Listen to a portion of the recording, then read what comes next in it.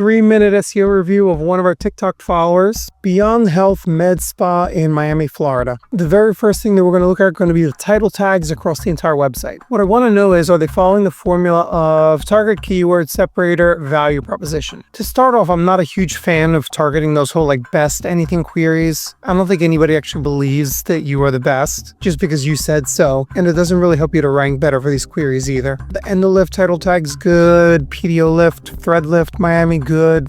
This is actually a really good format that they're using where you have the target keyword, the separator, and then you have some sort of value proposition. In this case, they're calling out the price. Another way to do this is to call out the reviews or something that's different about you. They pretty consistently follow this format as you look at all of the title tags. I think they've done a good job here. I'm going to go over to the Botox page specifically to look at some of the SEO there. This H1 is okay. I'm still not a huge fan of the whole best thing, and I would also lose the treatment, just Botox Miami. I don't love the layout of the page. I'm much more of a fan of having a landing page that's structured where you have your target keyword and smaller text in your H1, then say something about the business. This really isn't saying anything about it other than that they're claiming to be the best, and then having 2 calls to action buttons, which for med spa should be book your appointment and see before and afters, which this page doesn't seem to feature anywhere, which is in my book a red flag, especially for somebody that has a great social media presence that should be getting called out front and center. So there is some structured data on the website. Looks like this is a Squarespace website where it can be a little bit more of a pain in the butt to get your local schema in here. There's a lot that you could add to this. Is telling Google this is the Instagram, this is the Facebook, this is the TikTok, this is the YouTube. It could also tell things like the latitude and longitude of the business. There's no area served schema. It's telling Google basically that this is a local business. It would arguably be better if it told it that what type of local business it is. I saw in Ahrefs that they're blogging. This is probably a waste of time. Almost none of these articles are generating any sort of appreciable traffic. And even if they did, honestly, very little of it is going to result in actual business for the med spa. As a matter of fact, the one takeaway that I have for this med spa is they need to start cutting out this content. Having dozens or hundreds of articles that no one ever reads is a little bit like having a dead mall with lots of stores that nobody's going to recommend that you go to that mall.